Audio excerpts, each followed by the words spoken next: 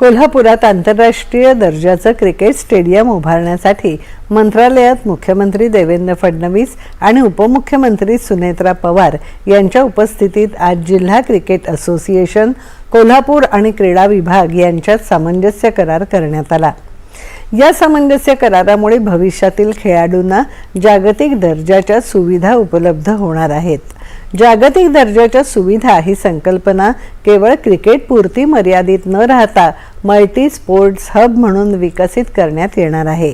इथे बॉक्सिंग, जुडो, आर्चरी, कुस्ती, जलतरण, टेबल टेनिस, फेन्सिंग आदी खेळांसाठी अत्याधुनिक सुविधा निर्माण करण्यात येतील।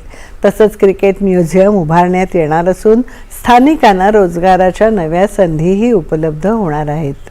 BCCI आणि ICCच्या निकषानुसार सुमारे 35,000 प्रेक्षक क्षमतेचं आंतरराष्ट्रीय दर्जाचं स्टेडियम इथे उभारण्यात येणार आहे।